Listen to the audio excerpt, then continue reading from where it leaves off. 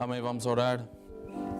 Senhor, enquanto a música toca, Senhor Jesus Cristo, Pai, nosso Pai Celestial, Senhor, aquele que pode fazer tudo, o Todo-Poderoso, o Deus de amor, nós vimos a Ti, Senhor, nesta manhã e esperamos ouvir de Ti, esperamos, Pai, que a Tua Palavra e a presença do Espírito trabalhem nos nossos corações, Senhor.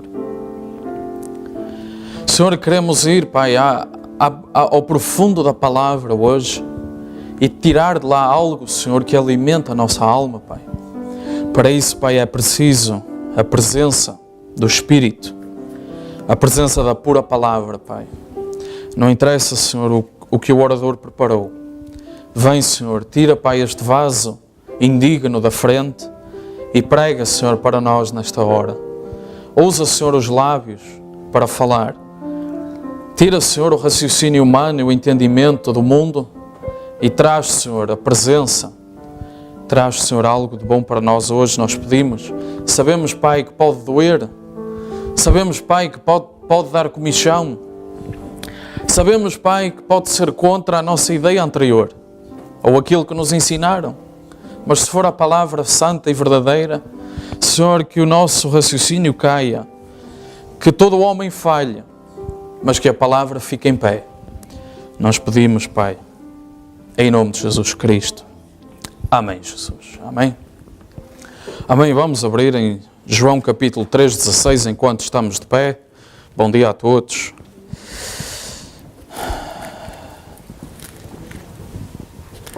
Queria só dizer que estamos no processo de impressão do livro das eras, contendo os 10 livros das eras, e esperamos distribuir rapidamente, assim que seja possível.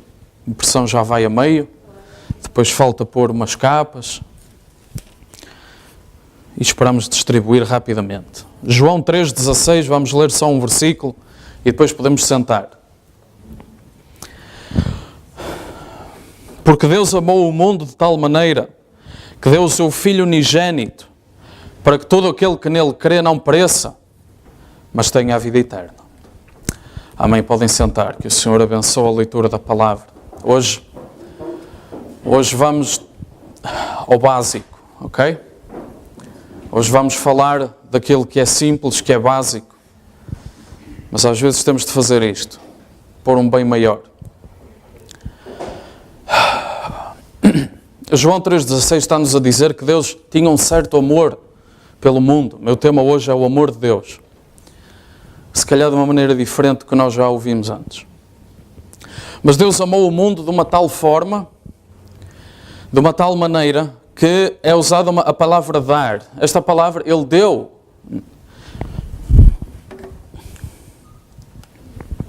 Ele deu o seu Filho.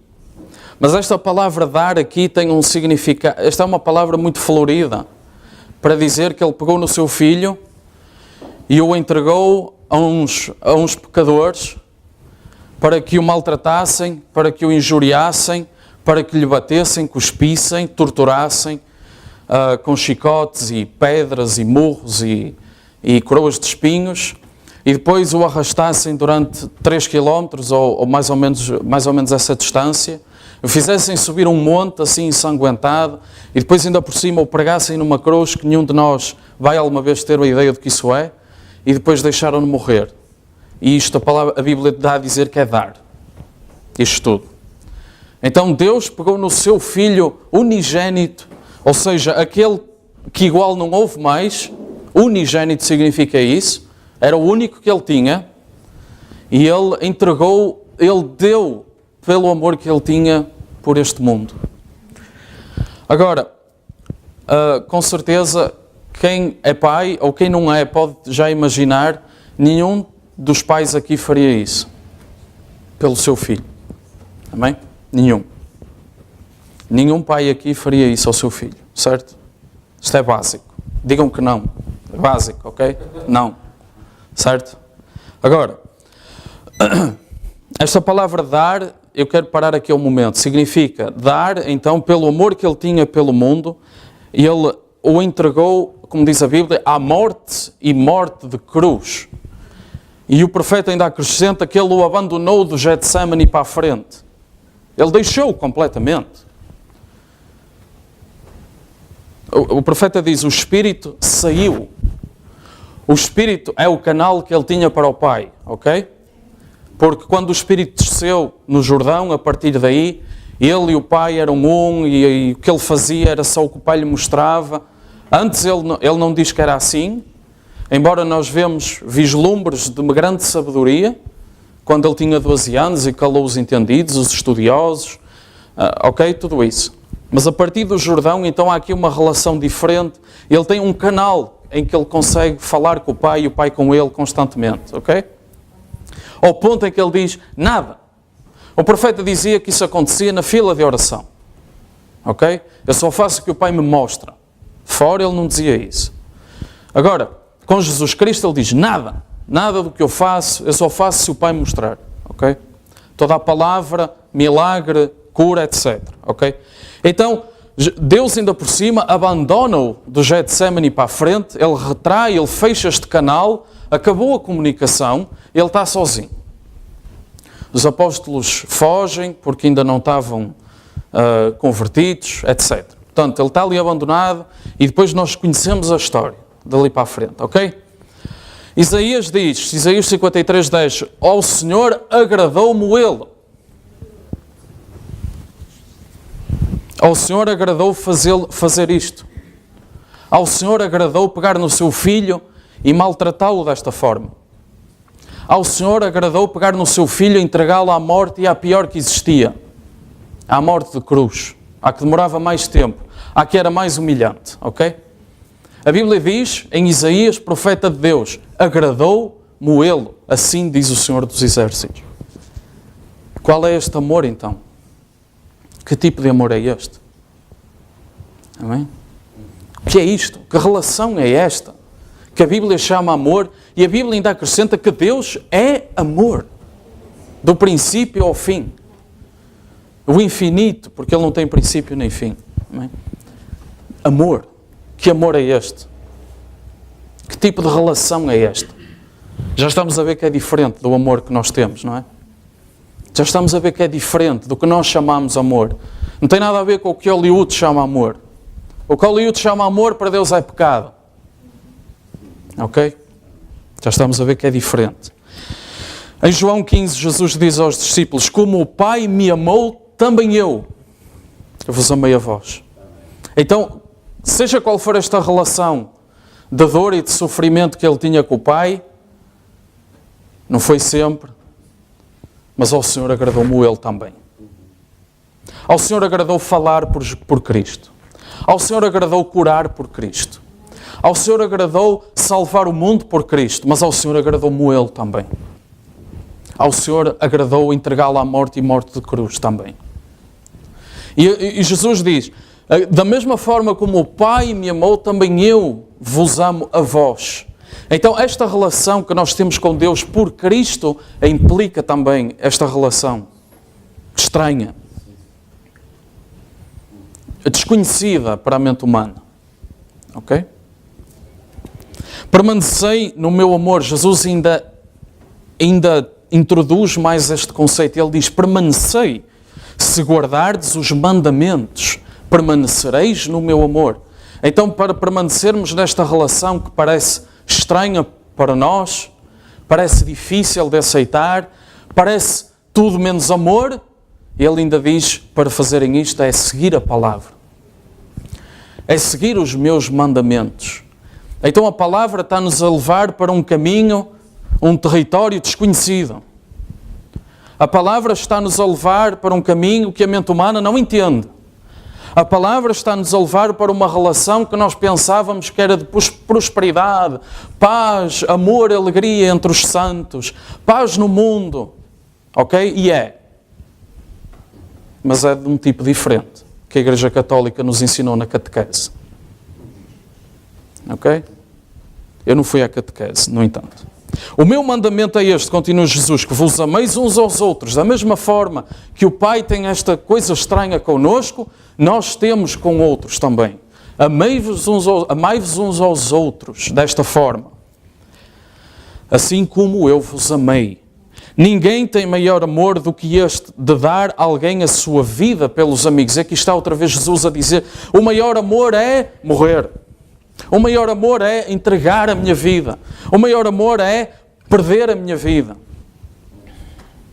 E Ele está a dizer, tenham isto uns pelos outros. Vós sereis meus amigos, e depois Ele continua a dizer, já não sois servos, agora vocês são amigos, vocês sabem o que é que o filho vai fazer, vocês sabem o que é que o pai de família entregou ao filho, se fizerdes o que eu mando, se fizerdes os meus mandamentos, se cumprires a palavra. Paulo diz em Coríntios, o amor é sofredor, é benigno, não é invejoso, não trata com leviandade. Leviandade é quando nós não damos a devida importância às coisas. Leviandade é, por exemplo, nós termos a palavra e nós dizermos, pode ficar para amanhã. Leviandade é dizer, hoje ainda não orei, mas pode ficar para amanhã. Pode ficar para a semana. Eu, entretanto, vou à igreja ao domingo.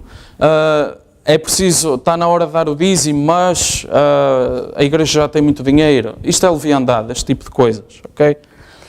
Ceia, que ceia, está bem, vamos lá e tal. Isso é leviandade, ok?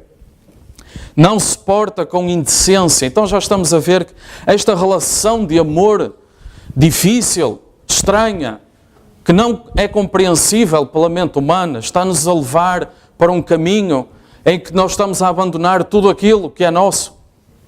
Nós estamos a abandonar tudo aquilo que nos diz respeito. Porque Paulo está a dizer, não se porta com indecência. O que é que isso tem a ver com o amor? Mas tem. Não busca os seus interesses. Não busca os seus... Todos nós buscamos os nossos interesses de manhã à noite. Todos nós buscamos comer, todos nós buscamos entendimento, todos nós buscamos não padecer, todos nós buscamos, e já estamos a ver que se o amor de Deus está em nós, este ângulo, este ponto de vista tem que mudar. Ok? Apesar de ir contra tudo aquilo que o nosso corpo diz. Ok? Não se irrita, não suspeita mal, não folga com injustiça, folga com a verdade. Tudo sofre, tudo crê, tudo espera, tudo suporta, tudo padece, nunca falha, diz Paulo. Amém? E Jesus continua a dizer, João 14, se me amardes, guardareis os meus mandamentos. Jesus volta a dizer, se me amardes, guardareis os meus mandamentos. E ele diz, e depois, a seguir a isso, eu rogarei ao Pai e Ele enviará o Consolador. Depois disso, ok? Ele diz, se me amardes, então guardareis a palavra, os meus mandamentos, e eu rogarei ao Pai e Ele enviará então o Espírito Santo, nessa altura, ok? E depois o Espírito Santo, diz Jesus, ficará convosco para sempre, ok? Ficará para sempre. Uma vez selados, nós sabemos que esse é o carimbo final na nossa jornada. Aí estamos guardados até ao fim. Estamos guardados até ao destino a partir daí. Amém? Esse é o selo final, é o batismo do Espírito Santo. Amém? A partir daí é só crescer. A partir daí é só avançar para a frente. Mas até chegarmos lá, mais vale começar outra vez, hoje. Ok? Se ainda não chegamos lá, comece do zero hoje. Porque aquilo que tem feito ainda não atingiu o selo.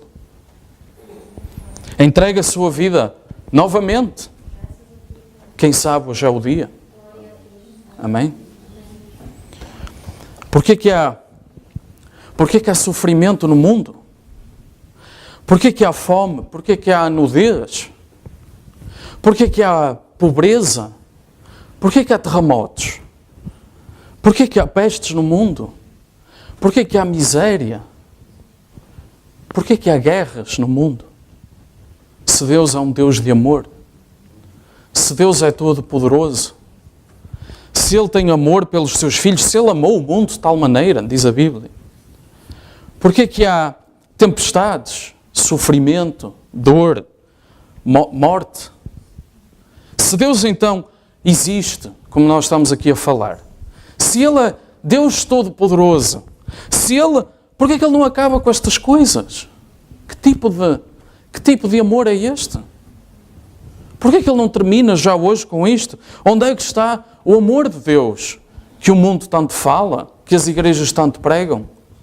Que tipo de amor é este? Vimos de um século XX que viu Hitler, Mussolini, Stalin, Mao Tse-tung, eu até descobri um esta semana, o Pol Pot, olha lá como é que ele se chamava, do Camboja. Todos juntos mataram, a mando deles, centenas de milhões, 0 ponto qualquer coisa bilhões, só estes homens no século XX. E o que é que o século XXI nos espera? Melhor? Paz? Algo melhor? O que é que a Terceira Guerra vai fazer? Terceira Guerra Mundial? O que é que vai produzir neste mundo? Porquê que Deus não para as guerras? Deus sendo um Deus de amor, Deus sendo um Deus de compaixão, Deus que amou o mundo de tal maneira. Se Ele é bom, se Ele é todo-poderoso, se Deus é amor, como é que pode existir toda esta maldade? E para piorar as coisas, parece que só os bons é que sofrem. Parece que só os inocentes, só as criancinhas inocentes é que sofrem neste mundo. Parece que os maus andam aí a regozijar. Se só os ladrões é que tivessem cancro, se só os corruptos é que tivessem Parkinson, mas não é assim, pai, não? Não é assim. Ainda parecia que existia aqui alguma balança, ainda parecia que existia aqui algum equilíbrio, mas nem isso. Parece que os maus andam aí a saltar e a regozijar e a fazer 30 por uma linha e ninguém diz nada, e os bons padecem e sofrem. Onde é que está o amor de Deus nisto? Onde é que está? Para que vida é que Deus nos chamou? Mas será que o sofrimento representa a ausência de Deus? Será que por existir sofrimento, Deus não está lá? Ok, vamos olhar para a vida de Cristo e para a vida dos seus profetas. Amém? Vamos parar por um momento e pensar que tipo de vida Cristo levou e que tipo de vida os seus profetas levaram aqui nesta terra. Não foi uma vida de sofrimento, perseguição, dor, traição, morte. Não foi esse tipo de vida que eles levaram? Então, onde é que está refletido o amor de Deus? Se eles viveram uma vida de nudez, de enfermidades, de incompreensão, onde é que está? Como é que nós podemos aqui refletir o amor de Deus numa vida destas? Ok? Como é que nós conseguimos fazer isto? O problema é que uma mente finita ou humana, como a nossa, não consegue entender uma mente infinita, que já está a ver o fim desde o princípio. Amém? Nós não conseguimos chegar lá, nós não conseguimos entender esta mente. Nós temos que abandonar a nossa mente. Nós temos que deixar de lado a nossa necessidade por um momento, hoje, pelo menos esta manhã. Deixamos de lado a fome, a nudez, a pobreza, deixamos de lado isso hoje, pelo menos só esta manhã. E vamos pensar, tentar imaginar a mente infinita de Deus que conhece o fim já desde o princípio. Paremos por um segundo e vamos meditar nestas coisas. Será que Deus permite um mal? Permite que o mal aconteça por um bem maior mais à frente? Será que Deus é Deus para fazer uma coisa destas? Será que Deus é Deus de tal forma que sabe que se os seus filhos nunca errarem, nunca falharem, nunca sofrerem, não vão aprender coisa nenhuma? Será que Deus é um pai assim tão bom que não anda com os seus filhos ali debaixo do braço o tempo todo e deixa-os ir e deixa-os atravessar a rua e ser atropelados? Será que Deus é Deus para isso? Se calhar é.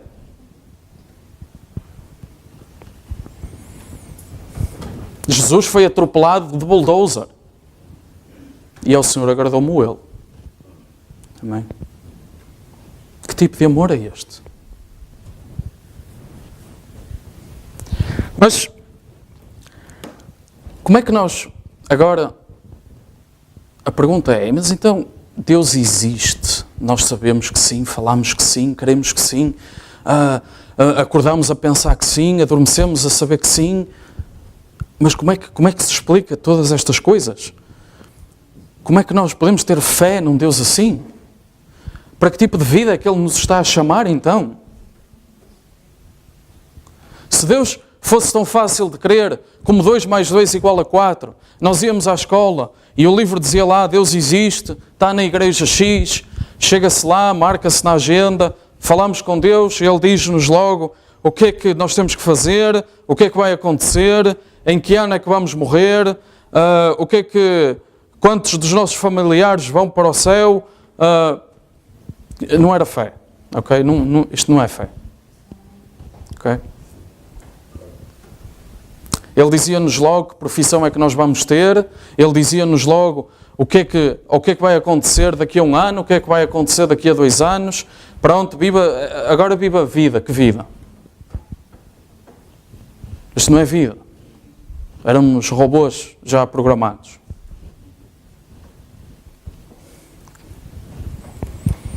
Se ele fosse visível como o sol ou como a lua, nós íamos lá naquela altura do dia, nós sabíamos que ele estava ali, depois ia estar ali. Então nós sabíamos que ele estava ali, podíamos ir falar com ele, podíamos ir conversar com ele e ele dizia-nos tudo o que nós precisávamos naquela altura. Que tipo de fé era essa? A fé, no entanto, o profeta explica, também não é assim tão solta, tão vazia, que ele dizia, vão lá, toquem num poste e a cura vem. Ele dizia, a fé também não é assim.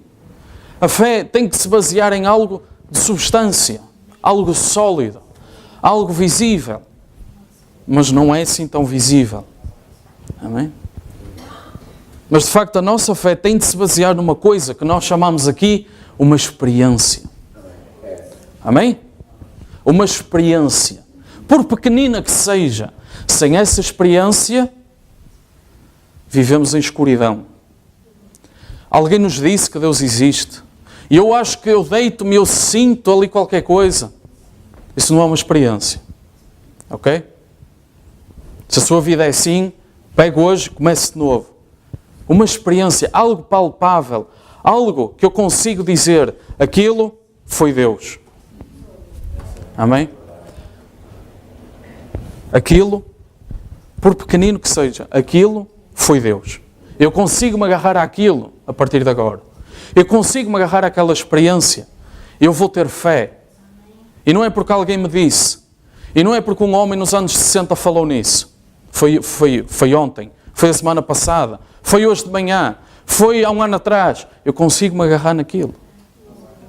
E a minha vida tem um sustento que não tinha antes, a partir daquela experiência. Amém? É algo diferente que eu tenho agora, posse. Amém? Se Deus não existisse, onde é que nós íamos buscar um modelo para julgar o que é certo e o que é errado? Quem é que nos ia dizer? Foi os nossos pais? Nós estamos numa igreja que não prega infalibilidade dos homens. Se quer uma doutrina assim, tem ali uma igreja que fala assim. Nós estamos numa igreja em que o pastor comete erros. Nós estamos numa igreja que o profeta comete erros. Nós estamos numa igreja em que o pai de família, comete erros. Amém? Nós não estamos numa igreja que o profeta é infalível. Que o pastor é infalível. Procura outra, se vier buscar isso. Se é católico. Amém? É quando Deus desce e unge o homem que aí ele é infalível. Porque é Deus, não é o homem. Amém? É por isso que o profeta prega uma coisa e passados X anos muda. Porque ele não é infalível. Amém? Eu sei que isto não é popular, mas paciência. É verdade. A única coisa que nos foi dito que é infalível é isto. Ok? Não temos mais escritura a não ser isso. Isto é a única coisa que nos foi dito. Jesus disse, está consumado. Nem mais uma palavra, nem menos uma. Está tudo. E quando alguém ia ao profeta, isso é o 13º, não sei, isso é o 23º capítulo do Apocalipse, e ele parava logo. Parava logo ali. Não é por aí. Amém? Não é por aí. Os cristãos creem em 5 coisas, normalmente. Vamos para o cristão, vamos fazer aqui um guarda-chuva grande e vamos pôr lá cristãos. Creem que Deus existe, creem que Deus é bom, creem que todos os seus atributos são bons, creem que Ele é omnipotente, creem que Ele é omnisciente. Omnipotente Ele pode todas as coisas. A Bíblia fala, Deus Todo-Poderoso, é isso. Omnisciente sabe todas as coisas. Eu não vou pôr omnipresente, porque o profeta explicou a omnipresença de Deus de uma maneira diferente que nós estávamos habituados. Mas eu vou pôr que os cristãos acreditam que o mal existe. Pronto, 5 coisas. 1, 2, 3, 4, 5. Agora, como é que tudo isto pode existir ao mesmo tempo? Essa é a pergunta desta manhã. Como é que Deus de amor, Ele é bom, todos os seus atributos são bons, Ele pode todas as coisas, Ele sabe todas as coisas. E o profeta diz, porque Ele sabe todas as coisas, Ele pode estar em qualquer lugar, Ele sabe o que é que está a acontecer. Deixa-me dar. Quem vem da denominação acha que Deus é omnipresente, não é? Deus está no inferno? Não, já não é omnipresente. Está feito. Pronto. Vamos avançar. Deus, porque o inferno é um lugar, certo? A Bíblia diz, o inferno foi criado para o diabo e os seus anjos. É um sítio. Amém. Amém? É um lugar. Existe. Amém. Se nós estamos a dizer, os cristãos acreditam que o mal existe, então o inferno existe. Amém. Ok? Ok. Deus é omnipotente, pode todas as coisas. Há certas coisas que Ele não pode fazer. Certas coisas que Deus não consegue fazer. Ele não pode ir contra a sua palavra. Por exemplo. Ok? Se Ele disse, está dito. Não pode ir contra. Deus não pode cometer erros naquilo que Ele diz. Às vezes a Bíblia fala, Deus se arrependeu. Às vezes a Bíblia diz, Deus mudou aquilo que Ele tinha dito. Mas se nós formos um pouco mais profundo, nós também vemos escrituras que dizem que Deus não é homem para que se arrependa. Então parece que há aqui contradição, não é? Parece que há aqui, nos sítios diz uma coisa, noutros sítios diz outra. Mas se Deus colocou o selo sobre esta escritura, nós sabemos que ela não pode falhar. Nós sabemos que ela não pode mudar. Ok? Então, daí nós precisarmos de profetas para nos explicar estas coisas. E ele diz, de facto, Deus falou e Ele sabia o que é que aquela palavra ia provocar. Deus falou e Ele sabia o que é que aquela palavra ia provocar. Deus disse, vai e sacrifica o teu filho, Abraão. E ele foi. Abraão tinha um amor parecido com o de Deus. Parecido. Porque estava-lhe a custar, sente-se na Escritura que está-lhe a custar fazer aquilo. A Deus agradou. Mas ele estava lá perto. Estava-lhe a custar. E ele ia a subir o monte. Ele ia. Mas então, onde é que está o cordeiro? E ele fugia. O Senhor proverá. E daí vem Jeová Jiré. Daquela palavra que ele disse, Jeová Jiré proverá. E aquela inspiração gera um nome que subsiste até hoje. Ele vai lá para cima, pega num cutelo. Sabe o que é um cutelo? Aquela faca. Ali o irmão David sabe o que é. Aquela faca assim, assim deste tamanho. E vai e pega-nos e tal, e põe lá os ramos e tal, e depois pega numa corda e ata o seu filho. E ele começa a engolir em seco. E o filho começa a perguntar, mas o que é isto? Mas estamos aonde? mas que brincadeira vem a ser esta? Mas o Halloween foi na quarta-feira. E aquele amor desce e diz, muda, não muda? O que tinha dito? Para. Ali está o Cordeiro. Para. Ali, este é um símbolo daquilo que eu vou fazer. Ali está o Cordeiro. Este é um símbolo do verdadeiro amor de Deus. Mas Deus não engoliu em seco quando foi com Jesus. Pois não. Deus não mudou quando foi com Jesus. Pois não. Ele deixou-o ir. Mas então, certas coisas, Deus não pode mudar, Deus não pode cometer erros, mas Deus deu ao homem uma coisa chamada livre-arbítrio. E essa coisa tem levado muita gente para o inferno. Esta coisa tem feito o mal propagar-se nesta terra. Esta coisa fez com que o Éden fosse barrado ao ser humano. Esta coisa fez com que a minha esposa daqui a 2 meses vá ter umas dores. Esta coisa fez com que toda a relação entre homem e Deus fosse mudada. Ok? Livre vontade, livre arbítrio, livre decisão. E agora, a partir deste ponto, Deus criou o mundo. E se formos a Gênesis 1:31 diz, viu Deus, depois de criar o mundo e o homem e o macho e fêmea os criou, viu Deus tudo quanto tinha feito e eis que era muito bom.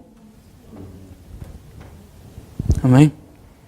Um mundo onde as pessoas eram livres de escolher.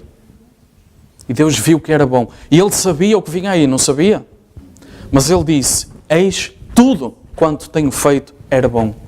Deus queria que as pessoas tivessem esta capacidade de escolher. Deus fez o mundo com essa característica.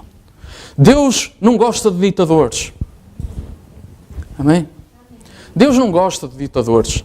Ele pode deixá-los existir para algum propósito, mas Ele não é um ditador. Deus não funciona assim. Ele deixa a sua palavra. Ele deixa a palavra e Ele espera. Ele sabe quem a vai cumprir e quem não a vai cumprir. Mas Ele não impede quem não a quiser cumprir. Ele não impede isso. Ele deixou as pessoas com liberdade. Mas porquê que o mundo fez... Porquê que Deus fez o mundo com esta liberdade se depois essa liberdade traz pecado? Se depois esta capacidade de escolha traz escolhas erradas. Deus não deixa as pessoas assim penduradas. Ele deixa a palavra. É ou não é? Ele deixa a palavra. E Ele espera que os seus filhos sigam essa palavra. Amém? E quem não seguir essa palavra, essa liberdade de escolha, faz, pela lei aquilo que semeares vai escolher. Quem não seguir a palavra, colhe a consequência dessas escolhas. Jesus semeou a consequência das suas escolhas, não foi? Ele decidiu permanecer até ao fim. Ele podia ter dado um saltinho quando Satanás, possuidor dos reinos, lhe ofereceu essa proposta. Ele podia ter pensado, bem, isto há de ser meu um dia, então porquê que não fazemos já aqui um atalho e saltamos 2000 anos do plano de Deus? Mas ele não fez isso. Ele foi até ao fim. E isso trouxe consequência. Morte e morte de cruz. Agora as pessoas param aqui quando pensam nestas coisas. E Deus que está lá em cima, entre aspas, e vê o plano de cima, não é? Ele vê o plano, ele sabe o princípio e sabe o que é que está ali no fim. Ele vê uma imagem diferente destas coisas, não vê? Ele sabia o que ia acontecer depois. Ele sabia que Cristo ia ressuscitar, não sabia? Ele sabia que a partir daqui a sua relação com a humanidade pode ser diferente, não pode?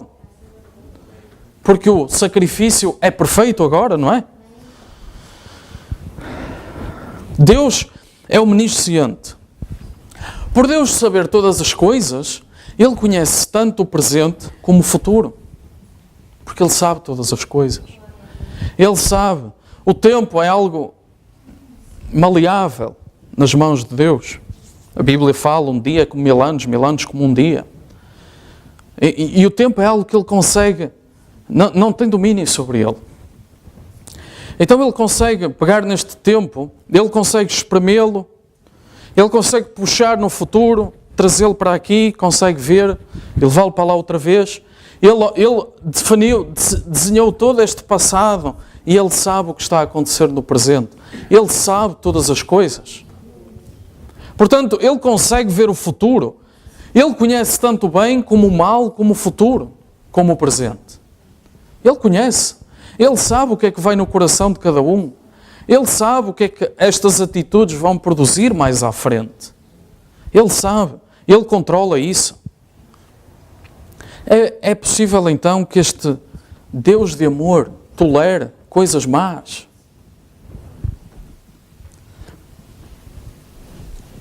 Por Ele conseguir ver no futuro o que aí vem? Será possível que Deus permita coisas más acontecerem a boa gente, vamos dizer assim, boa gente? Por mais horrível que seja. Porque Ele sabe que algo de bom virá aí no futuro. Deus, pregado na cruz, cuspido, batido, chicoteado e escarnecido. O Filho unigênito, como a Bíblia fala, e resulta na melhor coisa que já aconteceu à humanidade. Resulta no melhor acontecimento da história do mundo. Como é que se vai entender um Deus destes? Qual foi essa melhor coisa? A melhor coisa foi a abertura do céu para a humanidade. Foi a promessa do Éden outra vez. Amém? Foi a promessa desta relação que Ele tinha no princípio, outra vez. Agora, o diabo está no mundo, as trevas lutam contra a luz, a carne luta contra o espírito. Isto é uma luta constante. E Marcos 12 fala numa parábola de uns lavradores malvados. Então o Senhor deu-lhes uma vinha e eles cultivaram. E depois chegou a altura da colheita e o Senhor mandou um servo. E eles disseram, sai daqui que isto agora é nosso.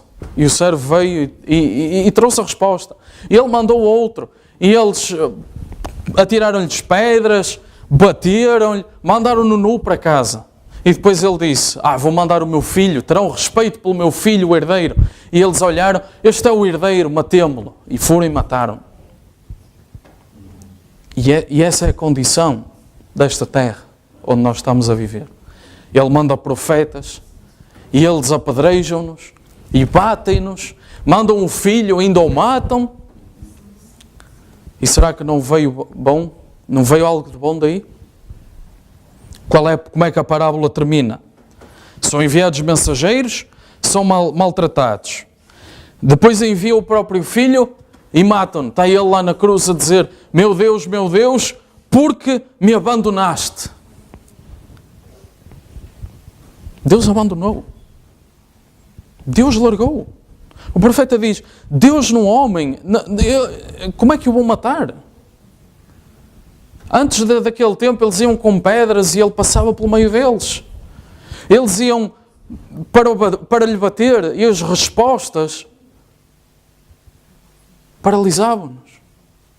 Eles iam para o tentar e as respostas deixavam-nos perplexos. Eles voltavam para trás a crer. E ele chega à cruz, Deus abandona-o e ele está mudo.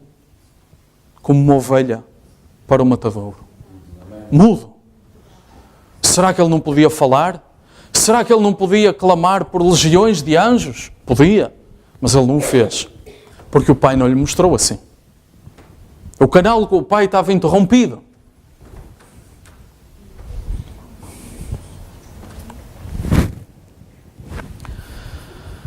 É possível que um Deus de amor tolere coisas más? por ele conseguir ver no futuro que mais pessoas estarão melhores por causa disso. Mais pessoas vão estar melhores, mais pessoas vão estar mais felizes do que se ele desse um passo agora no tempo e fizesse um milagre à frente dos olhos delas. Lembram-se da semana passada do rico e Lázaro? Não é por milagres que as pessoas vão crer. Hoje nós estamos a viver um tempo parecido, em que nós lemos e relemos e ficamos pasmados com os milagres de Deus. Onde é que estão estes crentes? A cada mensagem, mensagem após mensagem, pessoas a ir a ser curadas, pessoas a... Eu até partilhei com a minha família esta semana, que eu estava aqui a ler esta mensagem, e ele diz assim, vem uma senhora e ele diz assim, há algo de estranho em si. Você é relacionada comigo. Você é minha parente. Como é que se chama? E a senhora disse, Branham. Ele sem a conhecer de lado nenhum. Ele diz, há algo de estranho em si. Mas se fosse aqui, todos eram relacionados. Silvas comigo é o que mais há.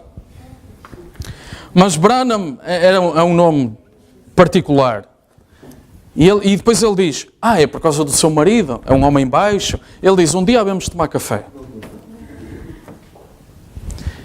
E hoje, a escritura, a única escritura que eu consigo ver é, bem-aventurados vós que não vistes nem ouvistes. Bem, ouvir, nós conseguimos ouvir. Mas bem-aventurados vós que não vistes. Amém? Agora, Cristo na cruz, a abertura dos céus, o diabo no mundo, Marcos 12, aqueles lavradores malvados mandam nisto. E ele ainda por cima a clamar na cruz, meu Deus, porque me abandonaste? E o diabo pensa, consegui, está feito, ganhei, afinal, consegui um reino maior que Miguel.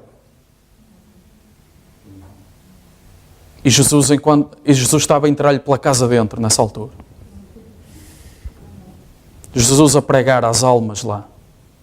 Foi pregar àqueles que eram filhos dele. Porque Satanás também maltrata os seus filhos. Ele foi lá pregar aos filhos dele a incredulidade do tempo de Noé. A incredulidade do tempo de Sodoma, se calhar. A incredulidade do povo de Sabá quando viu a rainha voltar com as notícias de Salomão. Ele foi lá pregar-lhes essa incredulidade. Mesmo lá, Deus a compadecer-se e pela primeira vez a entrar no inferno. Deus a entrar no inferno para ir buscar as chaves da morte e do inferno. As chaves que permitiram depois a Paulo dizer, morte, onde está esse aguilhão, afinal? Sepultura, onde está a tua vitória? Satanás a sentir-se triunfante e naquele mesmo momento, o maior triunfo da história a acontecer. Nenhum dos discípulos conseguia ver nada de bom naquilo que estava a acontecer naquele dia. Naquela tarde de Sexta-feira Santa, como nós chamamos. Nenhum dos discípulos conseguia ver o que é que estava a acontecer naquele sábado de preparação para a Páscoa, em que estavam escondidos, com medo, enquanto Jesus estava lá a ir buscar as chaves. Mas naquela manhã de Páscoa, Satanás percebeu a sua derrota. Na madrugada de sábado, quando ele abandona o inferno com as chaves que ele tinha, aquele paraíso que tanto recebia justos como injustos, de repente fica vazio daqueles santos. Aquele paraíso que tinha Abraão, depois havia lá como é que dizia a Escritura, um abismo. E do outro lado estava o rico, o jovem rico. E ele agora de repente começa a ver que aquela dimensão onde ele manda fica vazia. Não está lá ninguém. E de repente há um sangue que cobre estas pessoas de uma maneira diferente. Há um sangue que já não é de animal, já não é de touro, já não é de carneiro, já não é de bodes. Há um sangue diferente. Amém. Glória a Deus. Há um cordeiro diferente que tira o pecado do mundo. Amém. E naquele sábado de madrugada, Satanás começou a dar conta que afinal ele não tinha vencido, ele tinha perdido. Mas ainda faltava um pequeno passo. Para onde é que estes santos vão? Para onde é que... O que é que Cristo está a fazer? Ainda faltava um pequeno passo. E Ele ainda veio. Ainda deu um passo nesta terra outra vez para nos dar o que o profeta chama a garantia. O pronto pagamento. A primeira prestação. Glória a Deus. Amém. Do título da propriedade. Amém. Aleluia. Aquilo como Ele chama, aquilo que Ele mostrou quando voltou a colocar os pés naquele corpo que ainda tinha aquelas feridas e tudo. Será que nós vamos levar as feridas também que temos aqui? Eu pensei que era um corpo perfeito. Será que vamos levar a gordura que temos? Eu sei que o cabelo não vai ser branco e que os dentes vão estar todos. E o resto? Preocupa-me até hoje isto. E ele veio, se calhar foi por causa de Tomé. Eu tenho fé que foi por causa de Tomé que ele tinha aquilo. E ele veio com aquelas marcas nas suas mãos e nos seus pés.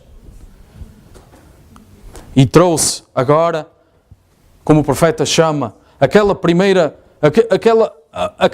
amostra da ressurreição que há de vir. Amém. Deus é bom e os seus atributos são bons. Apesar de Ele saber que o mal vem sobre os seus filhos, Ele sabe que nós precisamos de alguma dor. Por razões que nós não entendemos. Mas Ele vê que é necessário. Ele vê que nós precisamos de aprender para gerar o bem. Eu posso dizer que a minha esposa é uma pessoa diferente depois da morte do seu pai. Não tenho problema nenhum em dizer isso. E ela provavelmente admite isso também. Uma pessoa diferente. Uma pessoa com outra visão das coisas. Uma pessoa com outro ponto de vista das situações. Eu não estou a dizer que nós nos vamos alegrar com o mal que vem sobre nós. A Bíblia até nos diz para não nos alegrarmos com o mal que vem sobre alguém. A sabedoria é que nos diz que algo de proveitoso virá. Nós não pregamos um evangelho em que se alguém está na valeta é porque é pecador. Nós não pregamos um evangelho que se alguém sofre é porque tem demónio. Amém?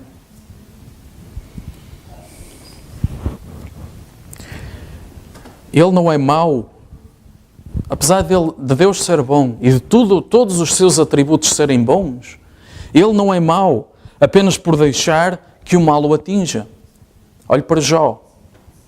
Deus não é mau por deixar Satanás tocar-lhe. Ele sabia que Jó ia ter, era justo, certo? Mas ele ia ter uma experiência diferente. Porque Jó começa a mandar vir, Jó começa-se a queixar. E o que é que aconteceu? Deus mandou alguém pregar para Jó? Deus mandou alguém com uma teoria para Jó? Deus mandou alguém com uma nova doutrina para Jó? Não. Ele veio. Jó teve a experiência. Ele veio. Deus mesmo se fez presente. Ele não se fez visível para Jó, a Bíblia não diz isso. Mas ele se fez audível.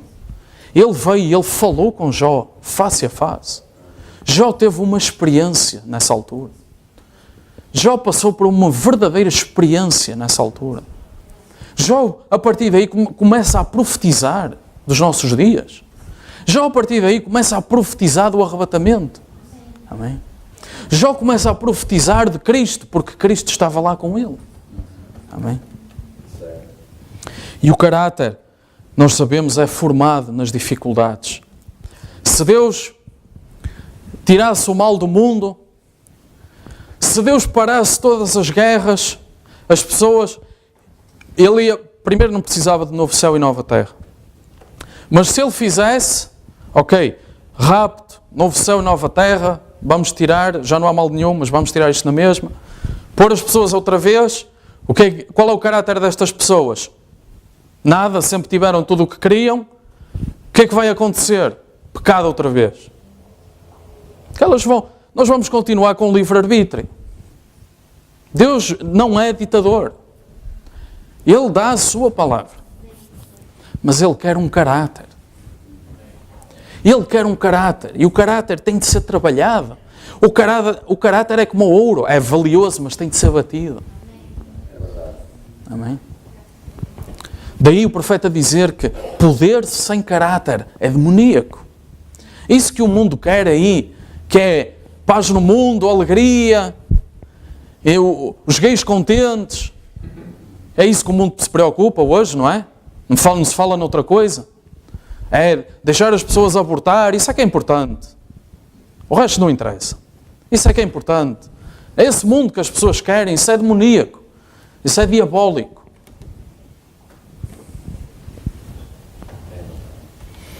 A coragem não existe sem dor. A coragem não existe sem tentação, sem prova, sem dificuldade. E Deus sabe isso. Vamos abrir Romanos capítulo 5. Romanos capítulo 5, vamos ler o versículo 3.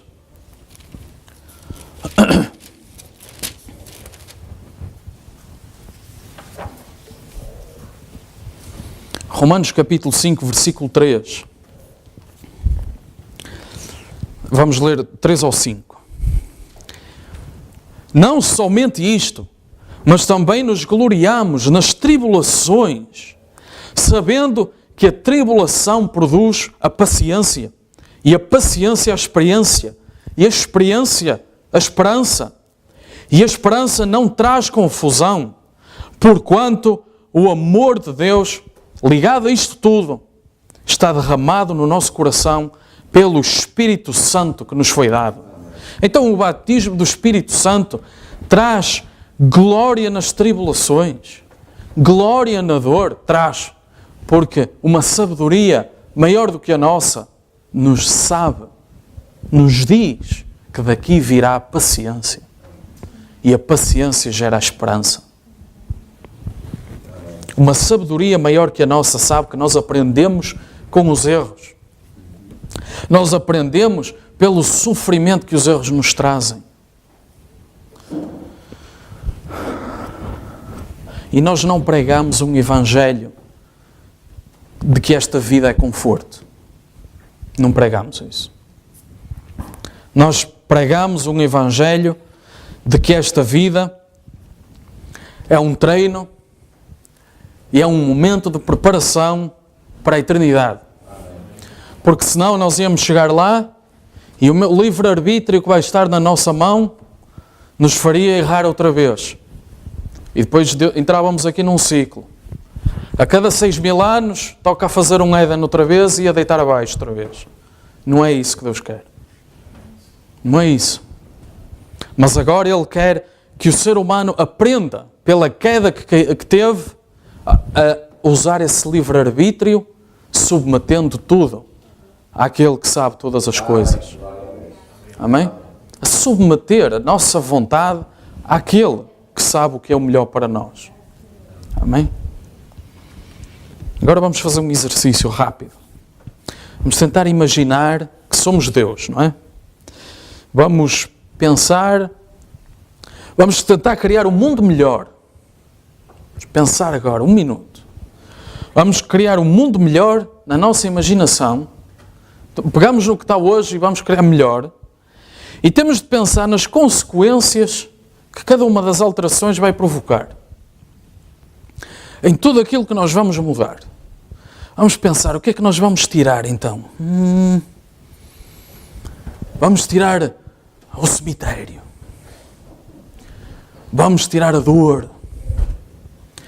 Vamos acabar com a fome no mundo. E vamos pensar o que é que cada uma dessas coisas vai gerar neste mundo.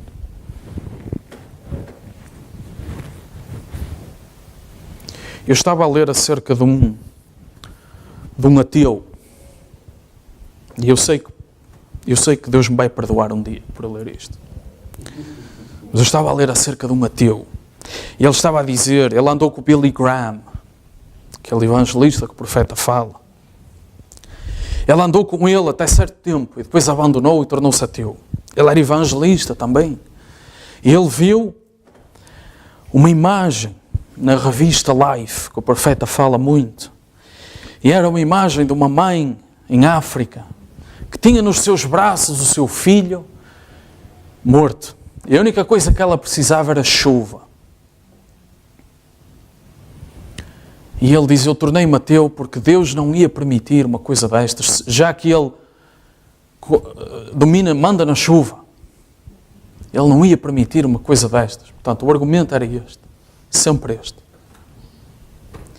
Então, se nós tivéssemos com aquela mãe, o que é que nós íamos dizer-lhe hoje? Se nós estivéssemos naquela situação, o que é que nós íamos fazer hoje?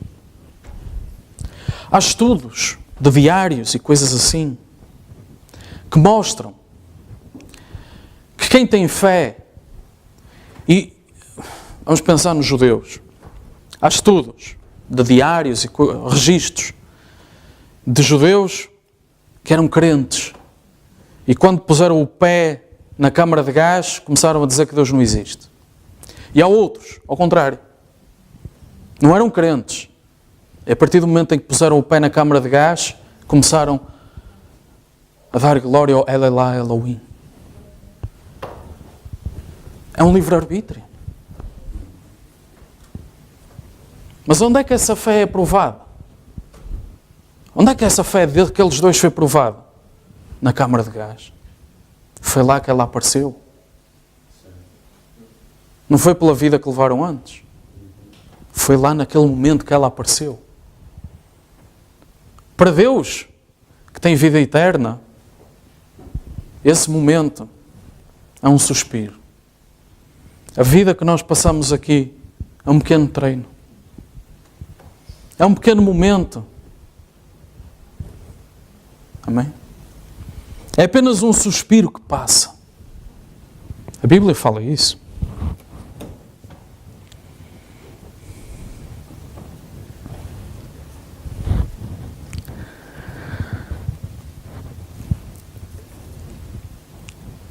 Sofrimento gera arrependimento. Vamos ler Romanos capítulo 3, 9 ao 12.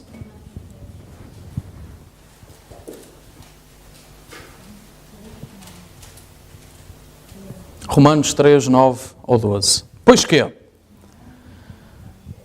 somos nós mais excelentes? De maneira nenhuma. Pois já de antes demonstramos que tanto judeus como gregos, todos estão debaixo do pecado. Como está escrito, não há um justo, nenhum sequer. Não há ninguém que entenda, não há ninguém que busque a Deus. Todos se extraviaram e juntamente se fizeram inúteis. Não há quem faça o bem, não há nenhum só. Portanto, quando nós falamos criancinhas inocentes, ninguém é inocente. Quando nós dizemos pessoas boas sofrem, não há um justo sequer.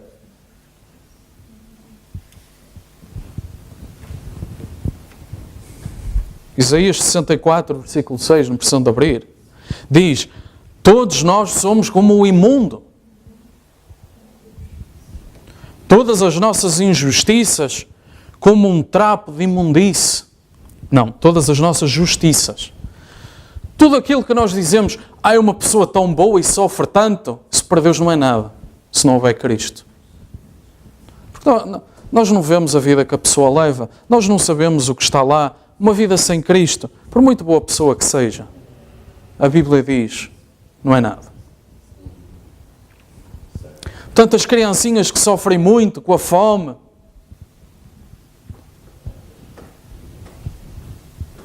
estas escrituras mudaram um bocado a minha visão sobre isso. Temos pena? Temos. Mas Deus move-se por um sentimento diferente. Temos pena? Sim. Queremos que isso acabasse? Queremos. Deus gosta do sofrimento? Não. Mas Ele sabe o que é que aquilo está a produzir naquela família. E não somos nós nem nenhum ateu que vai mudar o plano de Deus para aquela pessoa. Não somos.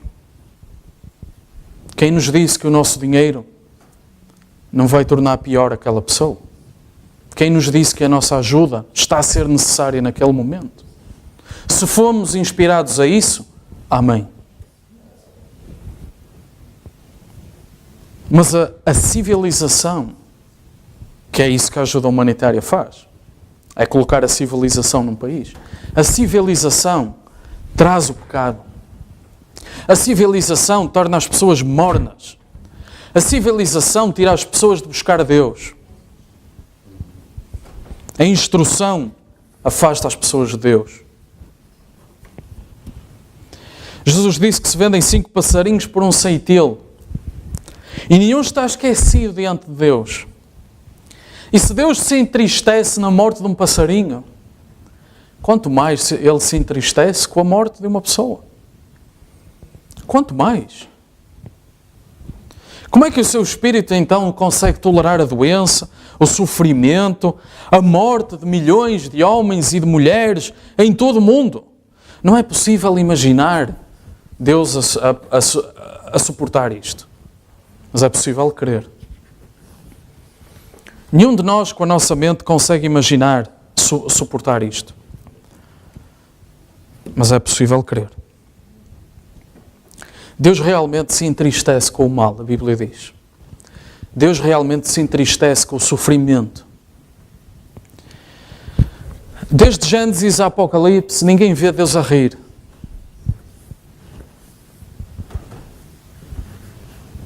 E eu creio que Ele se vai rir na ceia das bodas.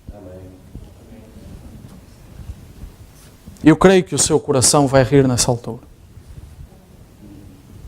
Mas até lá, se até um passarinho consegue entristecer a Deus, imagina o estado de podridão e decadência deste mundo, o que é que faz ao seu coração. Amém? Mas Ele mesmo encarnou todo o sofrimento. Foi ou não foi?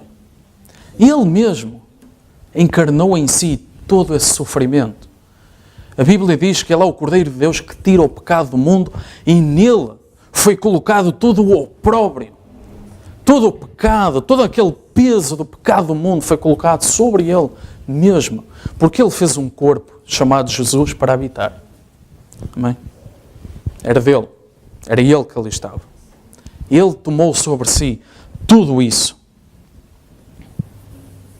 Deus está ligado à criação de um mundo perfeito que caiu. Amém? E esse mundo era perfeito porque havia liberdade de escolha. Senão não era perfeito. Deus olhou e disse, é bom, tudo o que eu fiz é bom. Amém? E esse mundo era perfeito, esse mundo caiu, e Ele permitiu, apesar da culpa ser nossa. E as pessoas vão e culpam Deus por isto. E as pessoas tornam-se ateus e agnósticos. E é tudo culpa delas. Que isto está assim. Que o profeta diz, meia dúzia de pessoas com o Espírito Santo conseguem mudar uma cidade. Nós estivemos em Gales, no país de Gales, em agosto, e estivemos num local onde houve o reavivamento de Gales. Não sei se já leu na mensagem. Começou com um homem que era filho de um mineiro. Ele foi lá tentou ir estudar a teologia, o seminário, nada disso, disse nada para ele. Ele voltou à sua terra e pediu, posso fazer um serviço de jovens à segunda-feira à noite? Lá numa igreja pequenina. Disse, ok. A partir daí começou um reavivamento. Os bares fecharam.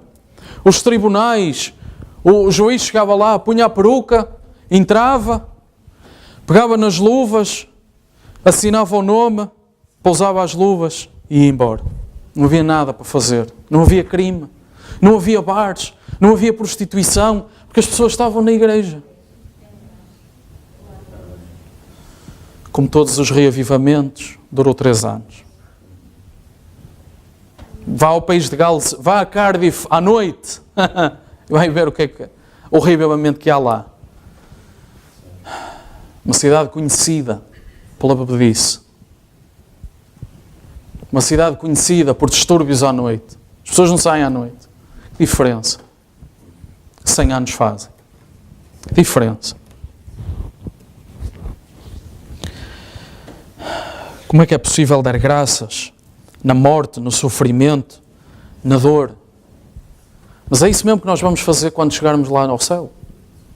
Nós vamos dar graças pela morte, pelo sofrimento e pela dor.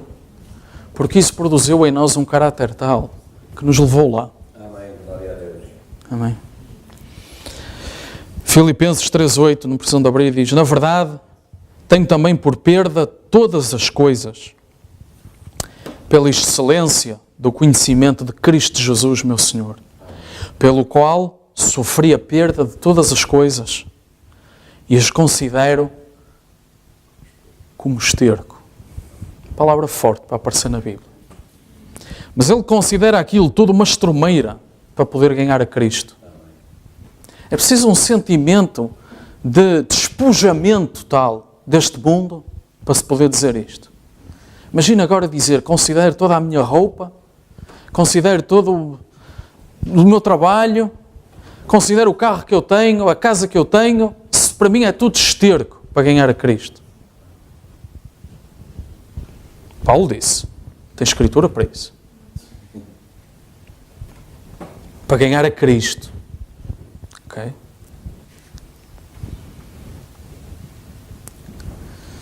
Então as pessoas perguntam, por aí, até nas igrejas. Quer ver como as pessoas perguntam nas igrejas estas coisas?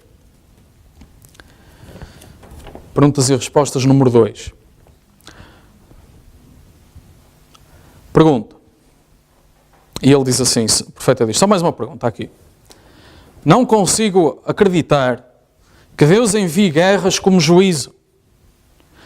Não consigo acreditar, ele repete, não acredito, como alguns, que Deus colocou a espada nas mãos destes talhantes. Aqui é com mau sentido. Desde a Babilónia até Hitler, para matar mulheres e criancinhas inocentes, juntamente com os culpados, para cumprir o juízo de Deus. O meu Deus de amor, o meu Deus de amor não faria uma coisa destas. O meu Deus de amor a fazer isto. As guerras são obras de Satanás. Confirme, esclareça esta confusão. Está a ver como as pessoas na igreja perguntam, também têm estas dúvidas? Ele diz, espera aí, quero lhe perguntar uma coisa agora. Não é só para discordar, irmão ou irmã, não sei. Estava aqui esta manhã, eu tinha a pergunta na Bíblia, e isto é um serviço de perguntas e respostas. O profeta saía para pregar, apesar de se chamar Tabernáculo, Brana, ele saía e quase nunca estava lá. Quando chegava, às vezes havia perguntas e assim, ele dizia, então fazia um serviço em que as pessoas colocavam, imagina sábado à noite, colocavam as perguntas, e ele domingo à noite, ou domingo de manhã, respondia às perguntas. Sim, porque havia serviço ao sábado e ao domingo, e à segunda, e à quarta, e à sexta, e pronto. E ele diz aqui também que esses dias já acabaram, imagino hoje. Bem, ele diz assim, agora, eu vou dizer isto de uma forma amistosa, vou tentar ser agradável na resposta. Agora, não quero que fuja, quero que ouça com atenção. Ele lê outra vez. Em primeiro lugar, ele lê a pergunta. Não consigo acreditar que Deus envie guerras como juízo. Ele diz, amigo, só há uma coisa que está errada na sua crença, e que não está na Escritura. Deus, de facto, envia a guerra como juízo. Está certo. A Terceira Guerra Mundial vai trazer juízo sobre a Terra. Não é? Vou dar-lhe Escritura. Não vou ler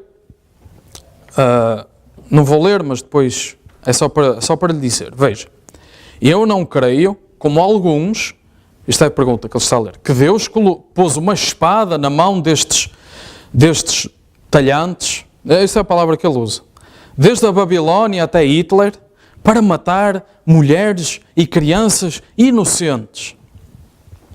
Se eu lhe dissesse, no nome de Jesus Cristo, que ele fez isso, e provasse pela Bíblia, será que então ia crer que ele fez isso?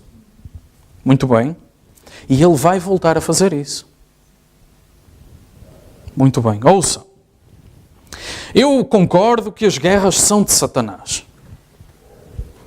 Exatamente. Ele é o príncipe deste mundo. Todo o reino e toda a nação neste mundo pertence a Satanás. Deus disse isso na sua palavra. Satanás disse, são minhas. Mas Deus permite Satanás fazer isto para correção e juízo. Porque é que Deus mesmo castigou o seu próprio filho e o matou na cruz? Perguntou o profeta. Porque é que Deus castigou o seu próprio filho e o matou, é isto que ele diz aqui, o matou na cruz. Deus matou Cristo na cruz. Deus matou o seu próprio filho na cruz. No entanto, agradou, ele está a citar Isaías. Diz a Escritura, agradou feri-lo, moê-lo, etc. Deus fez assim ao seu próprio filho para o salvar. Assim. Eu quero perguntar agora acerca de Saul, o grande rei de Israel. Deus disse-lhe para descer, para tomar o rei Agag e tudo o que ele tinha e destruir tudo ali. Tudo. Homens, mulheres, crianças, tudo. Animais, tudo. Até o gado. Matar tudo. E hoje, isto, e eu já não vou ter tempo de chegar lá, mas isto, hoje, é um símbolo da nossa guerra com o pecado. Estes povos representavam o pecado, não eram inocentes, ok? Estes povos eram sodomitas, idólatras, sacrificavam os filhos, queriam em não sei quantos deuses ao mesmo tempo, tinham relações nos sacrifícios, comiam-se uns aos outros, ok? Não eram inocentes, ok? Não eram povos inocentes. Ninguém sem Cristo é inocente, ok? Deus diz que não tem em conta os tempos de ignorância quando nos arrependemos. Certo? Quando nos arrependemos. Para quem não se arrependeu, Deus tem em conta os tempos de ignorância. Ainda não deixou de ser ignorante. Ok, vamos continuar. Portanto, Saul, gado, tudo. E isto hoje é um símbolo para nós do pecado. É para matar tudo. É pegar na espada e vai televisão. E vai rádio, e vai YouTube, e vai Instagram, e vai tudo. Os jebuseus, os iveus, tudo. Em inglês dá para fazer uma piada, que é Jebusites, Hitites, websites, dá para fazer assim uma piada. Agora, deixe-me ler uma coisa aqui. Então, e Babilónia? Não, e depois ele diz Josué, ele queria dizer de Jericó, Canaã. Quando Deus enviou... O profeta engana-se também. Quando Deus enviou Josué até ali e destruiu completamente bebés, crianças, tudo o resto, não deixou nada vivo, depois ainda queimou aquilo tudo, como vimos no outro dia. Limpou-os a todos, pequenos, bebés, filisteus. O profeta tocar fundo nisto. Destruiu-os a todos. Deus ordenou. E se ele não o fizesse, era a vida de Josué que ia, por desobedecer. Deus é amor, amor perfeito. Mas, diz o profeta, você não sabe o que é o amor. Ele já vai falar para a pessoa que colocou esta pergunta, que se calhar existe no nosso meio também. Uma pergunta legítima. Nós somos humanos. Mas ele diz, você não sabe o que é o amor. É por isso que hoje as pessoas Não sabem o que é fé. Deus é amor. Ele tem de estar no amor. E Ele é soberano para com a sua palavra. E Ele tem de cumprir a sua palavra. Ele tem de o amar. E se Ele o amar, Ele tem de o proteger. E se Ele amava o povo de Israel, Ele tinha que proteger o povo de Israel. Às vezes enviava pestes, às vezes enviava uns soldados. Depois ele fala em Ezequiel 9:1-6. Eu vou só dizer o que é, não temos... Está a ficar apertado. Ezequiel 9:6 fala naquele... Ezequiel está a ver a visão, sai o escrivão pela cidade para escrever os nomes dos que estão selados. Lembra-se disso? Para escrever os nomes dos que estão selados. E depois, os que não estiverem escritos, é para matar. Ok? O mesmo aconteceu no Egito. Os que não tinham o sangue, podiam estar 30 incrédulos dentro de uma casa. Se tivesse lá o sangue, estavam salvos. Foi ou não foi? Podiam estar 47 egípcios numa cabana. Se tivesse lá o sangue, estavam salvos. Matou-se tudo, destruiu-se tudo, menos Raab em Jericó.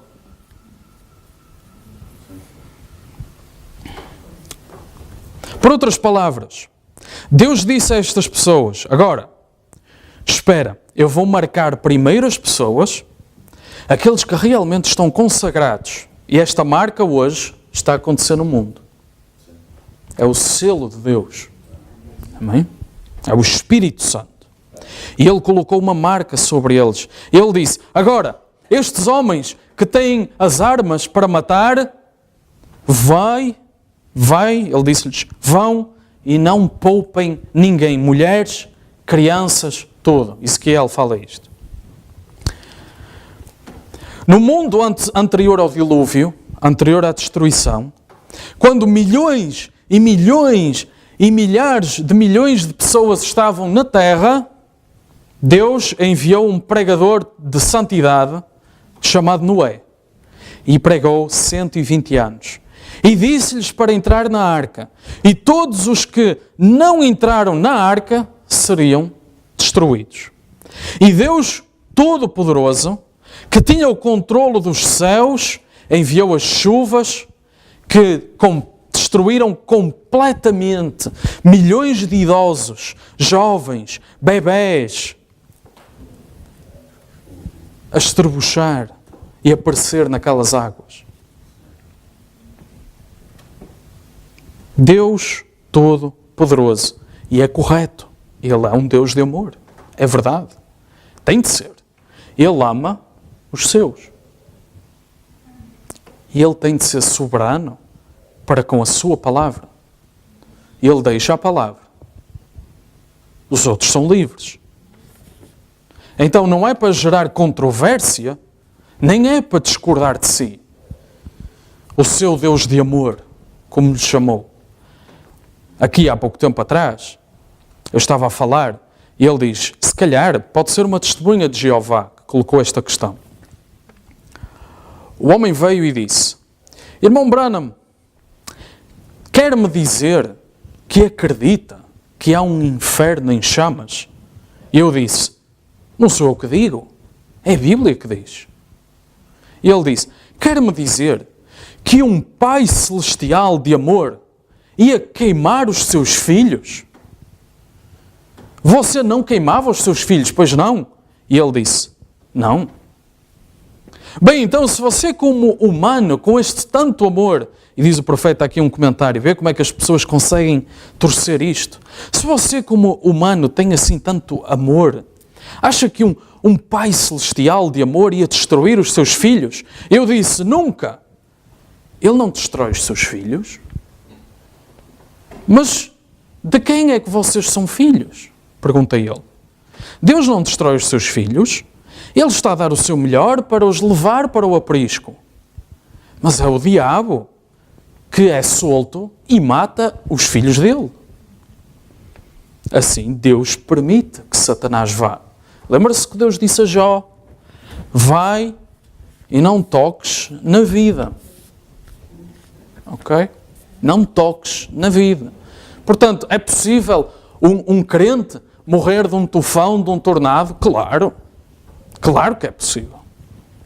É possível pegarem numa espada e cortarem a cabeça a um cristão? É possível. É. Da mesma forma que é possível pegarem nos pregos e porem Deus lá pregado. É possível. Se estiver no plano de Deus. É possível. As guerras são os juízos de Deus sobre as nações. As destruições são enviadas por Deus. A Bíblia disse isso.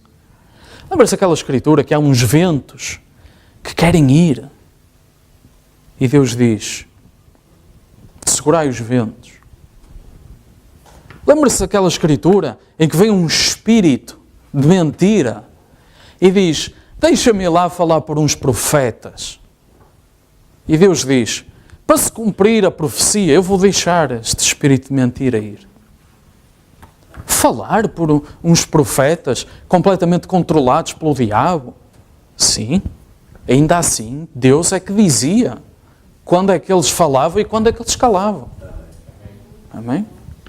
Isto mostra o controle que Deus tem sobre as coisas.